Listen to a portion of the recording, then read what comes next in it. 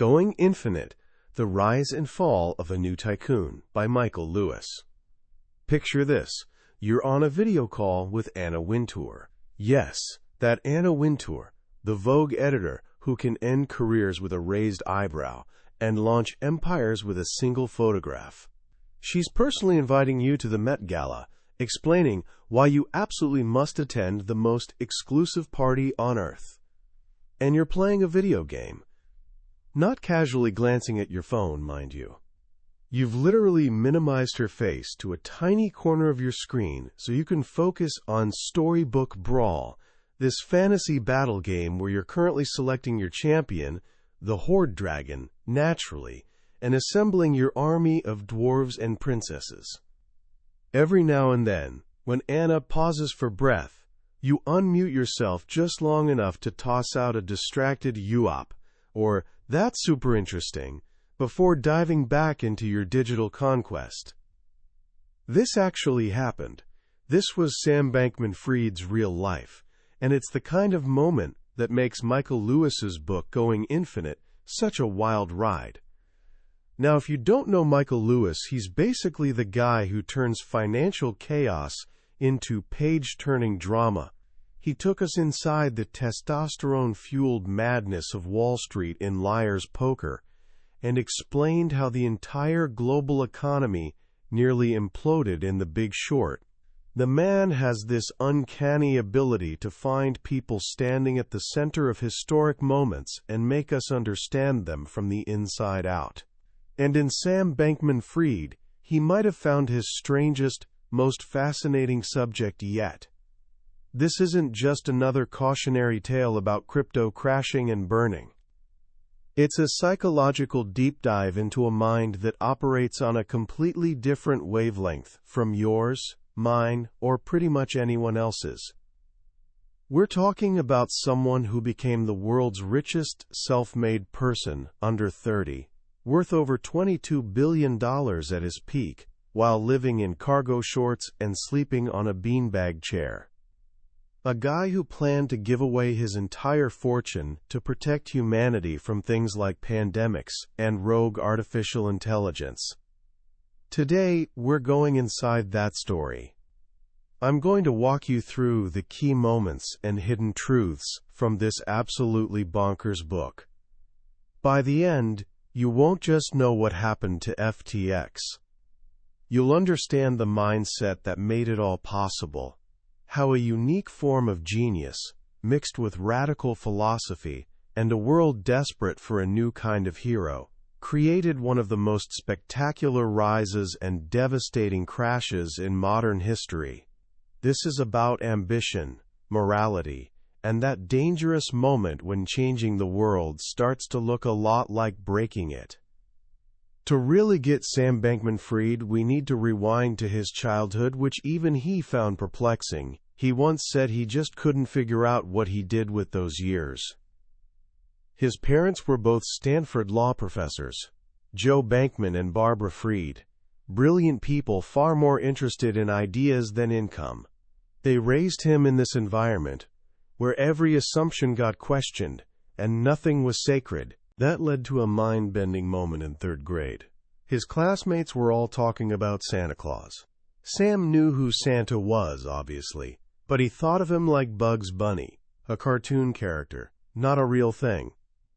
When he realized these kids genuinely believed that an actual man with flying reindeer squeezed down their chimneys every December, his brain nearly short-circuited. He literally thought, what the hell, where did that come from? He consoled himself with the idea that this was just kid stuff. Adults knew better, right? Then, a year later, a classmate told him he believed in God. And not just him. His parents believed too. Lots of adults, actually. This sent young Sam into an existential tailspin. He thought, if hell is real, if eternal torment is actually on the table, why are we talking about anything else? Why do we care about Happy Meals? This should be the only thing anyone discusses, ever. From these two experiences, Santa and God, Sam drew a conclusion that would shape his entire life. It was completely possible for almost everyone in the world to be dead wrong about something while he was right.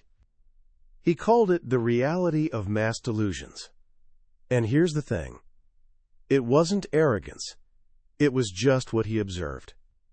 He learned he could exist in this state, where the whole world believed one thing, he believed another, and nobody had to convince anybody. They could just stare at each other across this unbridgeable gap. This sense of separateness defined his youth. He found adults easier to talk to than kids, yet he felt disconnected from everyone. He actually had to teach himself how to make facial expressions, especially smiling, which struck him as physically uncomfortable and completely unnecessary. Why did he have to grin at someone just because they said something? Why couldn't they just say it and be done?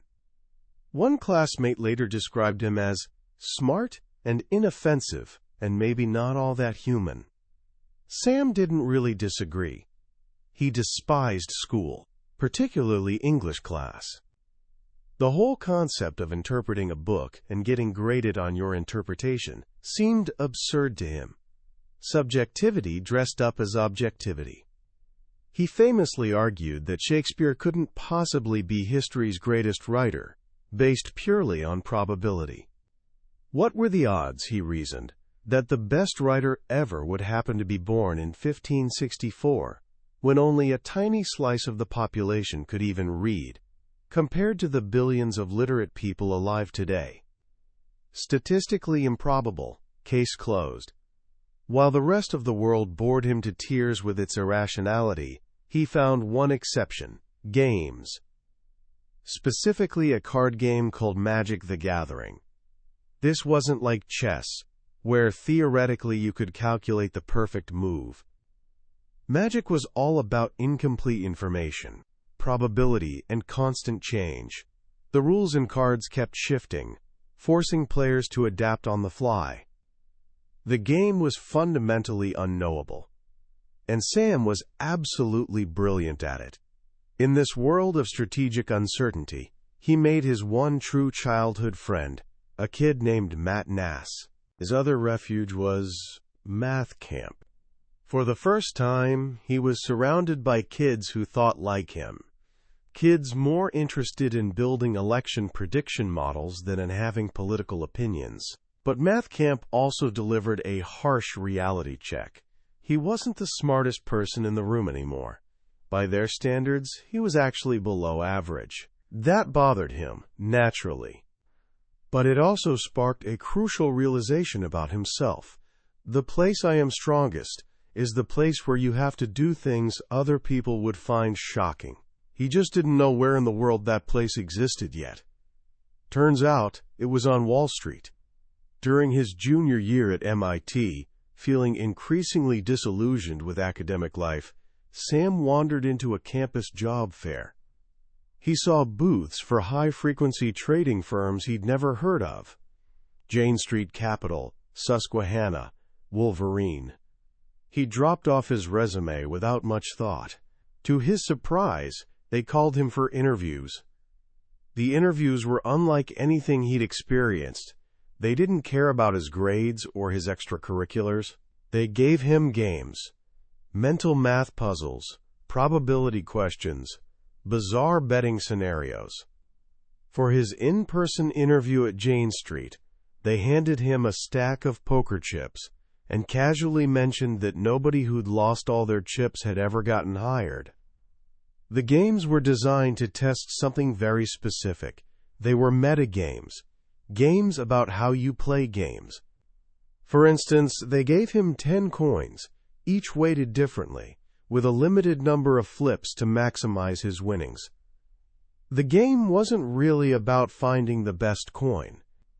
It was about his relationship with information, how he sought it out, how quickly he updated his beliefs, and how comfortable he was acting on incomplete knowledge under time pressure. For Sam, this was like a more complex, higher-stakes version of Magic: The Gathering.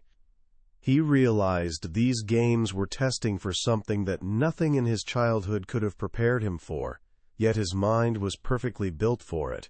By the end of the day, he said, it was clear that it was by far the best I'd ever done at anything. He'd found his place in the world. But just as he was discovering this universe of high-stakes probability, another powerful idea found him. A young Oxford philosophy lecturer named Will MacAskill reached out. MacAskill was a leader in a new movement called effective altruism, or EA. The core idea, born from philosopher Peter Singer's work, was elegantly simple but radical.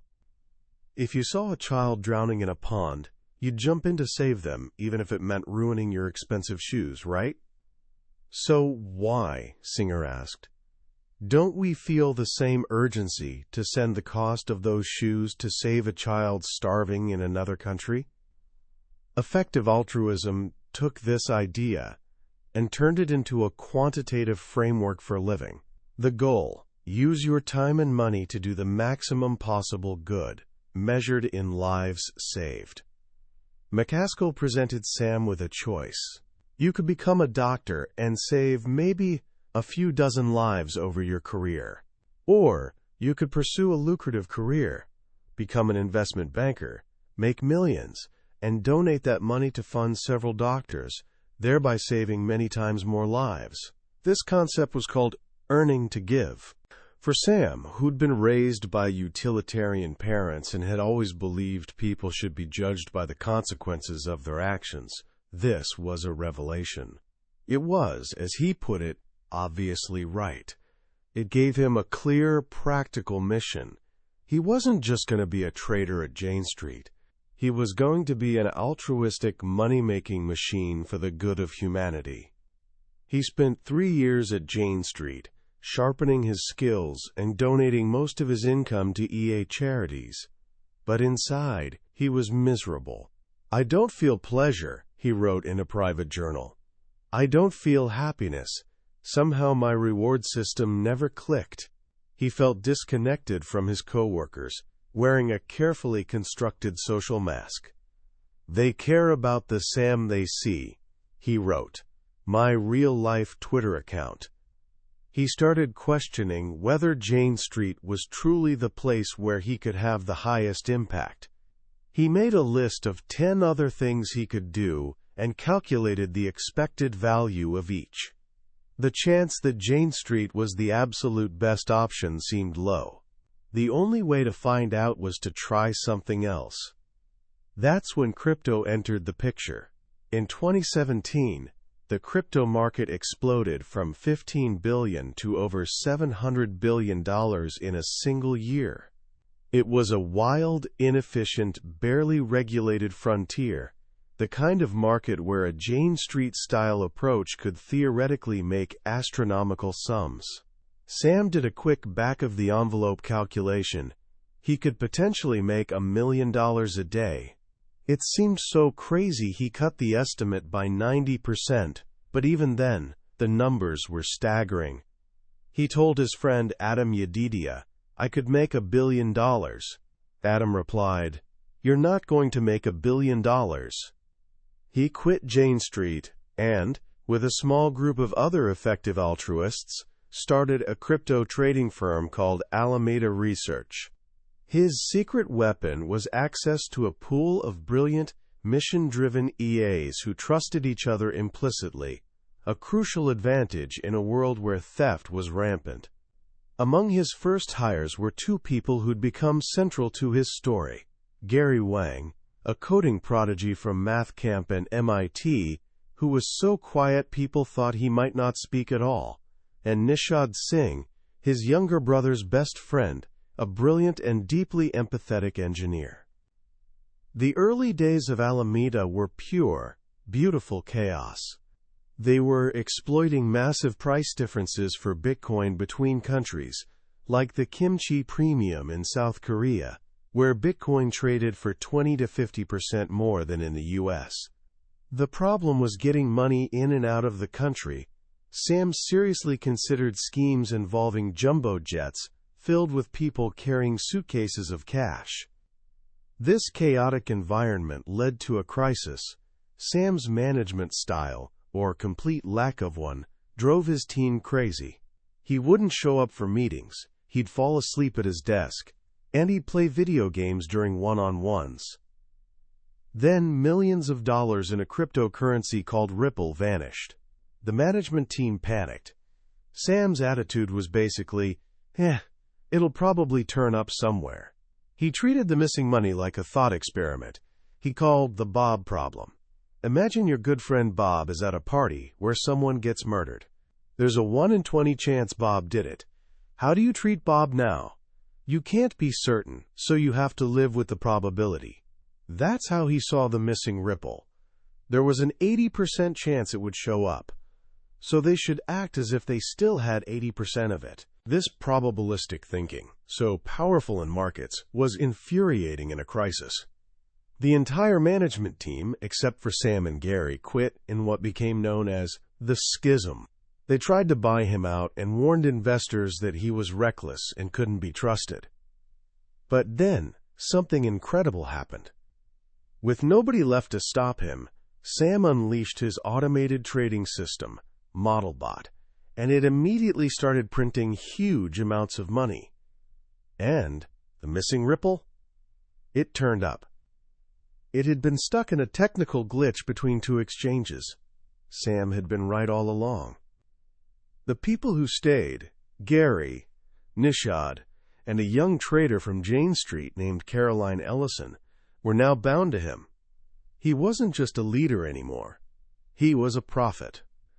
The experience changed him, though. He decided he needed to be less off-putting, to give people the impression he was more interested in what they were saying than he actually was. He'd agree with them even when he didn't. This was the birth of his signature, yup.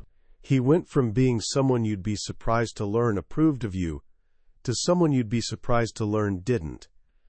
By 2019, the easy money in crypto trading was drying up as big firms like Jane Street entered the market. Sam needed a new plan. He decided to build his own casino, a crypto exchange called FTX. The idea was to create an exchange that was better designed and more reliable than the competition, one that could appeal to professional traders. But he had a problem. He'd never done marketing, never had customers. He was unknown. To solve this, he did something radical. He created a new crypto token called FTT, which was essentially stock in FTX. It gave holders a claim on 1/3 of the exchange's revenues. He sold a chunk to insiders and crypto players for pennies, raising a few $1 million. On July 29, 2019, FTT listed on the FTX exchange. It opened at $1 and quickly shot up to $1.50. Sam had accidentally built his house on an oil field. The timing was perfect. FTX offered crypto futures, allowing traders to make leveraged bets, which was exactly what the market craved. And its risk management system was brilliant. Created by Gary, it liquidated losing positions instantly, preventing the socialized losses that plagued other exchanges. FTX became known as the Safe Casino. One of his early big investors was a rival, Changpeng Zhao, or CZ, the CEO of the world's largest crypto exchange, Binance. CZ bought a 20% stake in FTX for $80 million, but their relationship was tense from the start. Sam saw CZ as obsessed with the size of his slice of the pie, while Sam focused on the size of the whole pie. Their rivalry escalated, with Alameda traders exploiting flaws in Binance's trading bots and CZ publicly accusing FTX of being an, quote, attacker. Eventually, Sam realized he couldn't pursue his goal of becoming the world's most regulated crypto exchange while being tied to CZ, who often played fast and loose with rules. In mid-2021, Sam bought back CZ's stake. The price? $2.2 billion. With CZ out of the picture, Sam launched a massive marketing blitz to build FTX into a trusted, mainstream brand. He still had no idea how branding worked, so he just started throwing money around to see what stuck. He spent hundreds of millions on sports endorsements, the Miami Heat arena, patches on every MLB umpire's uniform, deals with stars like Steph Curry and Shaquille O'Neal. But the endorsement that mattered more than all the others combined was Tom Brady. Sam paid Brady $55 million. He couldn't really explain why, but he saw that Brady's endorsement had some mystical power the others lacked. It was another weird fact of human behavior he couldn't logically parse but had to accept. By 2021, FTX was a rocket ship. It was about to generate $1 billion in revenue. Venture capital firms were falling over themselves to invest, pouring in $2.3 billion and valuing the company at over $20 billion. Sam refused to give any of them a board seat or any control over the business. He was the undisputed king. He moved the entire company from Hong Kong to the Bahamas, a country that had just created crypto-friendly regulations. He bought up hundreds of millions in real estate, including a $30 million penthouse at a luxury resort called Albany, where he lived with his inner circle of EAs, Gary, Nishad, and Caroline. Behind the scenes, though, the lines were blurring. Legally, FTX and Alameda were separate companies. In reality, they occupied the same office, were owned by the same person, and their finances were becoming dangerously intertwined. Sam had handed over day-to-day management of Alameda to Caroline Ellison. By this time, he and Caroline were in a secret, on-again, off-again romantic relationship. Caroline was overwhelmed. She felt unsuited for the job and was constantly seeking Sam's approval, both professionally and personally. She wrote him long, almost business memo-like notes, detailing her romantic feelings and anxieties. "These feelings consume a ton of my brain space," she wrote in one.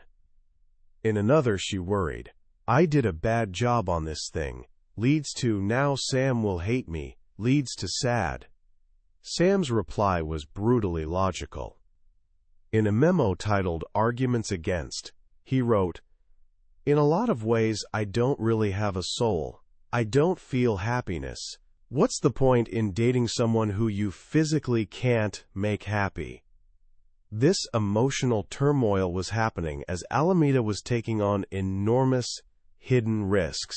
The key to the entire disaster was an obscure account inside Alameda, labeled Fiat At. When FTX first started, it couldn't get its own bank account. So customers who wanted to deposit US dollars had to wire their money to Alameda Research. This created a liability for Alameda. It technically owed that money back to FTX's customers. According to Sam's story, this was initially just a plumbing issue. The money sat in an Alameda bank account because there was nowhere else for it to go, but it never got properly moved or accounted for. For years, Sam claimed he didn't pay attention to it. Caroline was running Alameda, and he was busy building FTX. He felt that Alameda had infinity dollars, so an $8.8 billion liability didn't seem like something to worry about.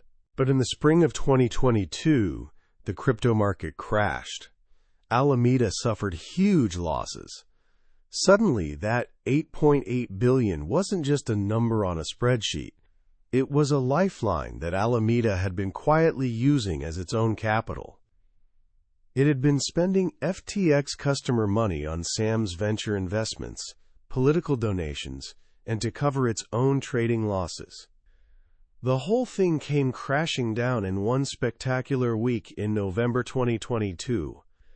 It started with a leaked Alameda balance sheet published by the crypto news site CoinDesk. It showed that a huge portion of Alameda's assets was made up of FTT, the tokens Sam had created. This suggested that Alameda's financial health was deeply tied to the value of a token printed by its sister company. Seeing this, Sam's great rival, CZ, tweeted that Binance would be selling its entire $500 million position in FTT due to recent revelations. This was the spark that lit the fuse. Caroline Ellison tried to calm the market, tweeting that Alameda would happily buy all of CZ's FTT for $22 a share. But this backfired catastrophically. The market interpreted it as a sign of desperation, that Alameda needed the price to stay above $22, probably because it was using FTT as collateral for billions in loans. Panic ensued. The price of FTT collapsed, and a bank run started on FTX. Customers tried to withdraw their money, but the money wasn't there. In just a few days, customers pulled out $5 billion. FTX had a hole in its balance sheet of over $8 billion. The customer deposits that were supposed to be safe in FTX had been spent by Alameda. In a desperate last-ditch effort, Sam called CZ and begged him to buy FTX to save it. For a brief moment, it looked like it might work. Binance signed a non-binding letter of intent, but after a day of examining the books, CZ backed out, tweeting that the issues were beyond our control or ability to help. On November 11, 2022, Sam Bankman-Fried, the boy genius who was going to save the world, filed for bankruptcy.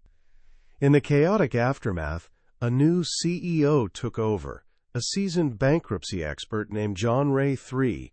What he found shocked him. "Never in my career," he wrote in a court filing, "have I seen such a complete failure of corporate controls and such a complete absence of trustworthy financial information. There were no proper records, no board of directors, no clear lines of authority. It was, as one FTX psychiatrist put it, a clubhouse more than a corporation." 1 month later, Sam was arrested in the Bahamas and extradited to the United States. His closest lieutenants, Caroline Ellison, Gary Wang, and Nishad Singh, all pleaded guilty and agreed to cooperate with prosecutors. The story Sam told was that it was all a tragic mistake, a massive accounting error he wasn't paying attention to. He claimed he didn't realize the scale of the risk until it was too late. But those closest to him, like Constance Wang, FTX's COO, came to believe something else. After confronting him repeatedly, she concluded, "He has absolutely zero empathy. That's what I learned that I didn't know. He can't feel anything." And yet, the final twist in this story is perhaps the most bizarre. As John Ray's team began the painstaking process of hunting down the missing money, they started finding it everywhere. Stashed in hundreds of bank accounts and crypto wallets, they recovered stakes in promising companies like the AI firm Anthropic that had skyrocketed in value. By mid-2023, they had recovered over $7 billion in liquid assets, with billions more in illiquid investments still to be sold. The great mystery of where did the money go had a shocking answer. Mostly it was still there. It hadn't been lost in a single catastrophic trading disaster. It had been moved, spent, and invested. But much of it was recoverable. FTX hadn't just evaporated. It had been a solvent, wildly profitable company, right up until the moment a bank run, triggered by its greatest rival, exposed a fatal flaw in its foundation. A flaw that Sam Bankman-Fried, the boy who saw the world in probabilities, had either failed to see or chosen to ignore. When you step back from the whirlwind of Michael Lewis's Going Infinite, what are we really left with? This is more than just a story about crypto and finance. It's a profound and cautionary tale about the nature of genius, the seductive power of a grand purpose, and the fragility of trust. The first and perhaps most powerful lesson is about the blind spots that often come packaged with extraordinary talent. Sam Bankman-Fried's mind was, without question, a rare instrument. He saw the world not as a collection of stories or emotions, but as this massive interconnected game of probabilities.